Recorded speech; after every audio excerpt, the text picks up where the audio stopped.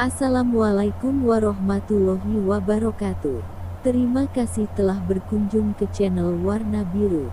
Di sini saya akan memberikan informasi mengenai kompetensi di dalamnya termasuk 1. Pengertian dan manfaat kompetensi. 2. Dimensi kompetensi. 3. Perbandingan antara manajemen SDM tradisional dan yang berbasis kompetensi. 4. Hubungan kompetensi dengan variabel lainnya.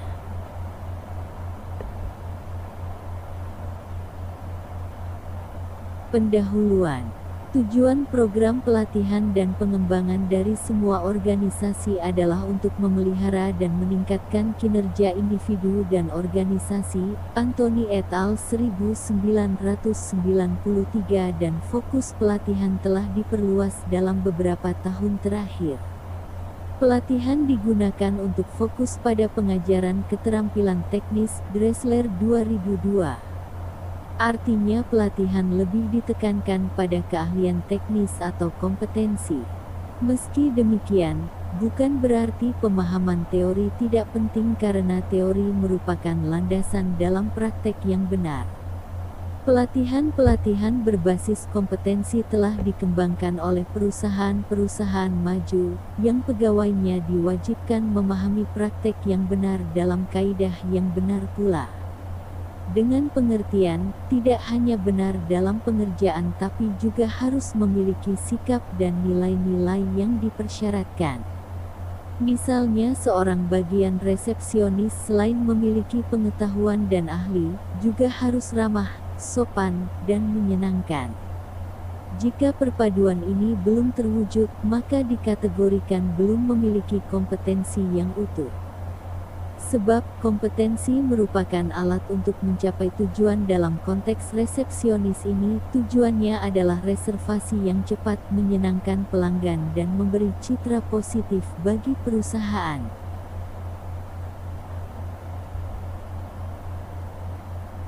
Apa itu kompetensi? Coba perhatikan kasus ini. Anda mungkin sudah memiliki pengetahuan atau knowledge dari melihat, membaca atau juga dari pendidikan formal tentang bagaimana memasang batu bata yang benar. Pertanyaannya, apakah Anda sanggup memasang batu bata hanya bermodalkan pengetahuan? Konsekuensinya, jika Anda tidak memiliki keahlian, hasilnya tidak akan rapih, bahkan waktu penyelesaian akan terlambat. Ini menunjukkan bahwa pengetahuan dan keahlian merupakan satu kesatuan yang tidak terpisahkan. Jika keduanya ditambah dengan sikap, maka perpaduan ketiganya disebut dimensi kompetensi yang utuh. Pentingnya kompetensi. Karena begitu pentingnya kompetensi ini, dibentuklah Badan Nasional Sertifikasi Profesi atau BNSP, yakni badan independen yang bertanggung jawab langsung kepada Presiden yang bertugas menyusun standar berbasis kompetensi yang disesuaikan dengan kebutuhan industri-industri yang ada. Bahkan kompetensi ini diatur dalam Undang-Undang Ketenagakerjaan Nomor 13 Tahun 2003 Pasal 1 Ayat 10 yang berbunyi, kompetensi kerja adalah kemampuan kerja setiap individu yang mencakup aspek pengetahuan, keterampilan dan sikap kerja yang sesuai dengan standar yang ditetapkan. Sedangkan pasal 11 berbunyi, setiap tenaga kerja berhak memperoleh dan atau meningkatkan dan atau mengembangkan kompetensi kerja sesuai dengan bakat, minat dan kemampuannya melalui pelatihan kerja. Masih terkait dengan pentingnya kompetensi, Robin Kessler 2008 menulis pendapat Dennis Dean, pemimpin hubungan sumber daya manusia di American Express yang intinya bahwa American Express percaya 50-50 antara tujuan dan kompetensi. Dia mengatakan, untuk sukses di American Express harus ada keseimbangan sejati antara apa yang dicapai dan bagaimana hal itu harus dicapai. Makna 50-50 di atas adalah keseimbangan dalam memandang tujuan dengan kompetensi. Sebab, untuk mencapai tujuan pegawai yang ada harus memiliki kemampuan dan memahami apa yang semestinya ia kerjakan. Jika selama ini pemimpin perusahaan atau organisasi merasa berhasil dalam mencapai tujuan tanpa memperhatikan peran kompetensi individu, sesungguhnya keberhasilan yang ia banggakan adalah semu dan rapuh.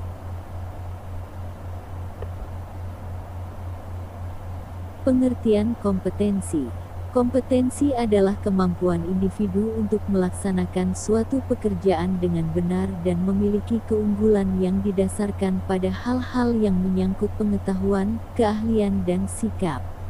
Sedangkan pengertian lain mengenai kompetensi menurut beberapa ahli adalah sebagai berikut. 1. Menurut Spencer dan Spencer 1993, karakteristik yang mendasari individu yang berkaitan dengan hubungan kausal atau sebab akibat pelaksanaan yang efektif dan atau unggul dalam pekerjaan atau keadaan.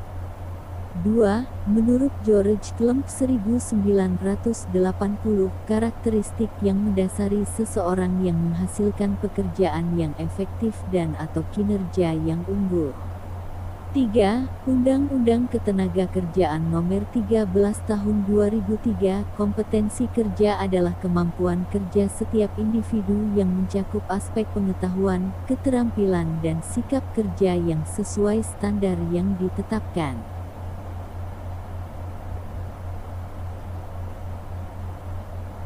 Manfaat kompetensi. Kompetensi begitu penting dalam dunia usaha sebagai dasar perekrutan atau rekrutmen pegawai. Bahkan beberapa pakar menyatakan IQ yang tinggi belum tentu menjamin keberhasilan karena hasil IQ lebih banyak ke arah kecenderungan. Menurut Daniel Goleman, kecerdasan IQ atau intelligence quotients bukan segala-galanya dalam meraih kesuksesan.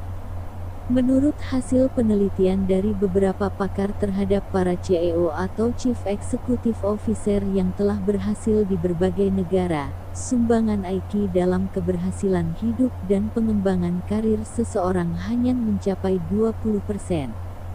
Sedangkan 80% justru dipengaruhi oleh kecerdasan emosional.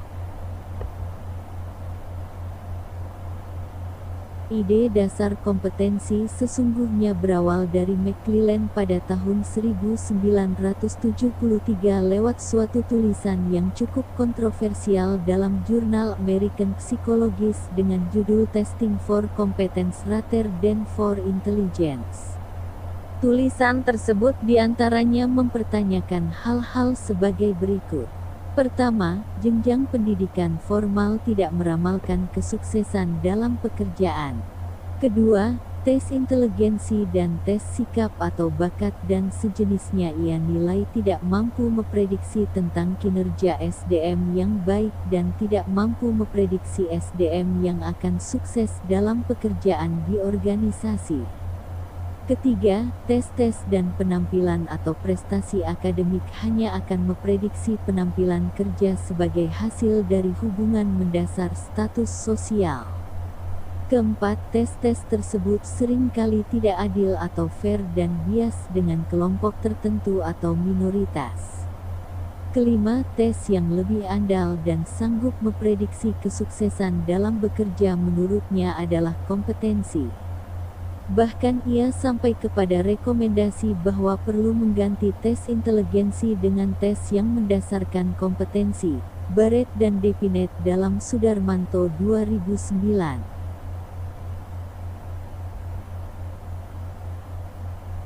Begitu pentingnya kompetensi ini membuat sistem perkembangannya bagi setiap perusahaan atau organisasi yang ingin sukses wajib dan harus dilakukan seluas-luasnya, lebih-lebih pada perusahaan modern saat ini. Adapun dasar dalam konsep atau pengembangan sistem berbasis kompetensi ini adalah sebagai berikut. 1. Pelatihan yang spesifik. Pelatihan-pelatihan diarahkan secara spesifik sesuai dengan bidang yang ditanganinya. Misalnya seorang resepsionis sebuah hotel dilatih bagaimana cara ia melayani pelanggan dan cara ia menerima panggilan telepon. Masing-masing cara ada standarnya. Bagi yang belum memenuhi standar, ia akan dilatih secara terus-menerus sampai memiliki kompetensi dari seluruh cara dan standar yang ada di bagiannya. Selain itu, pelatihan berbasis kompetensi mengajarkan perilaku-perilaku positif seperti keramahan dan kesopanan. 2. Dasar rekrutmen. Penerimaan pegawai yang selama ini lebih didasarkan pada surat keterangan tentang pengalaman dan keahlian diubah ke arah penilaian berbasis kompetensi, misalnya penilaian terhadap calon teknisi. Ia harus mampu menunjukkan keahliannya melakukan perbaikan sesuai dengan standar dan waktu yang dipersyaratkan. Tentunya penilaian ini akan berbeda untuk calon manajer. Manajer dituntut untuk memahami kompetensi teknis, konseptual, dan kepemimpinan.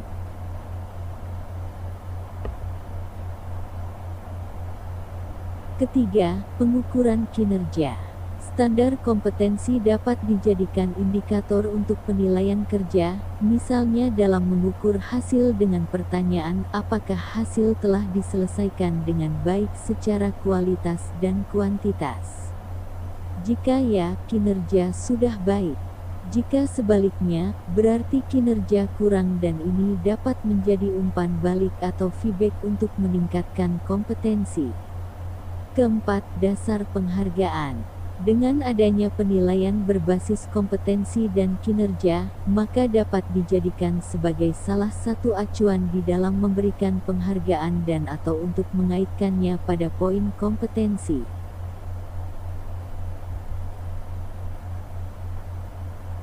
Dimensi kompetensi. Untuk mengetahui unsur kompetensi, seorang pegawai harus memenuhi unsur-unsur di bawah ini. 1. Pengetahuan atau knowledge. Memiliki pengetahuan yang didapatkan dari belajar secara formal dan atau pelatihan-pelatihan atau kursus-kursus yang terkait dengan bidang pekerjaan yang ditangani. 2. Keahlian atau skill. Memiliki keahlian terhadap bidang pekerjaan yang ditanganinya dan mampu menangani secara detail. Meski demikian, selain ahli ia harus memiliki kemampuan atau ability memecahkan masalah dan menyelesaikan dengan cepat dan efisien. 3. Sikap atau attitude. Menjunjung tinggi etika organisasi dan memiliki sikap positif, ramah dan sopan dalam bertindak. Sikap ini tidak bisa dipisahkan dari tugas seseorang dalam melaksanakan pekerjaan dengan benar. Ini merupakan elemen penting bagi usaha jasa atau pelayanan, bahkan memiliki pengaruh terhadap citra perusahaan atau organisasi.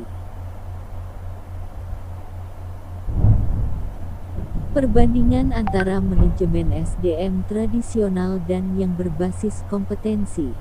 1. Aspek rekrutmen tradisional.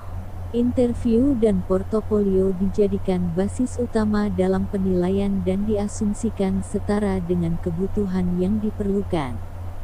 Berbasis kompetensi. Melakukan rekrutmen dengan pendekatan utama terhadap kompetensi dengan cara mendemonstrasikan berdasarkan hasil dan waktu penyelesaian, serta memperhatikan aspek sikap dan perilaku. 2. Aspek promosi tradisional. Pendekatan promosi lebih diutamakan ketaatan aturan yang ada dan kesetiaan serta diasumsikan bahwa ia akan mampu melalui belajar. Berbasis kompetensi. Pendekatan promosi lebih ditekankan pada kinerja individu dan telah diperhitungkan melalui pengamatan yang mendalam serta melibatkan penilai-penilai yang kompeten di bidangnya. Promosi berdasarkan kesimpulan bahwa yang dipromosikan memiliki kemampuan untuk memegang jabatan baru.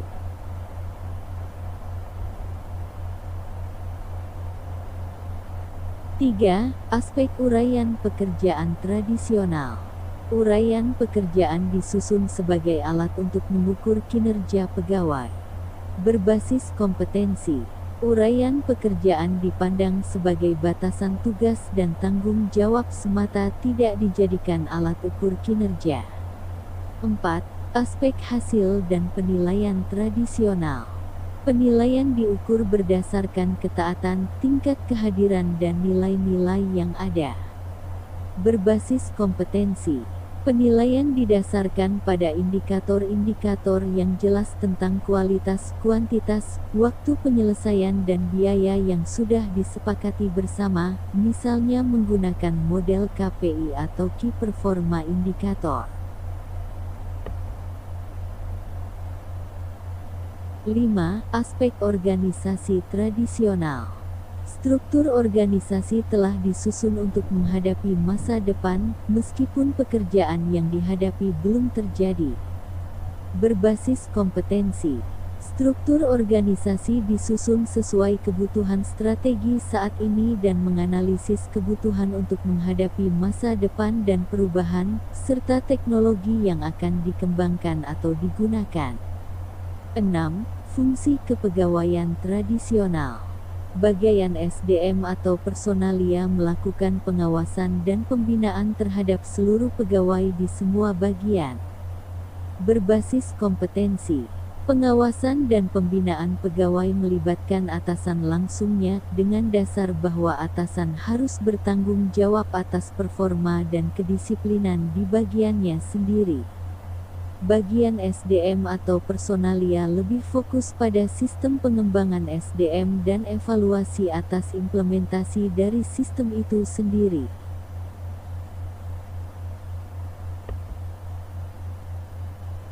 Hubungan kompetensi dengan variabel lainnya. Hasil dari beberapa penelitian menunjukkan bahwa kompetensi memiliki korelasi dengan budaya organisasi. Hal ini wajar sebab organisasi yang memiliki budaya organisasi yang kuat selalu menekankan pentingnya keahlian untuk mencapai kualitas dan layanan terbaik demi kepuasan dan loyalitas pelanggan. Selain itu, peningkatan kompetensi ini tidak terlepas dari peran kepemimpinan. Sebab melalui komitmen pemimpin, kompetensi pegawai dapat meningkat dengan pesat dan terarah. Sebaliknya, jika pemimpin tidak memiliki komitmen atau perhatian serius terhadap peningkatan kompetensi, maka kompetensi yang ada akan stagnan atau mungkin saja sudah tidak relevan dengan kondisi terkini. Dalam beberapa kasus pemimpin justru tidak memahami pentingnya kompetensi.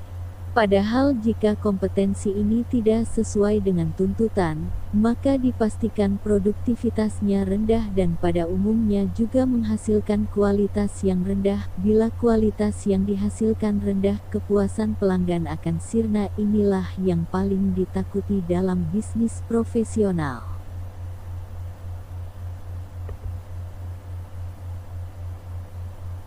Dengan demikian kompetensi ini adalah bagian penting dan atau ada keterkaitannya terhadap produktivitas, kualitas, dan kepuasan pelanggan. Dalam beberapa penelitian kompetensi ini ditempatkan sebagai variabel independen atau juga variabel antara intervening yang memiliki pengaruh signifikan terhadap kinerja individu sebagai variabel independen.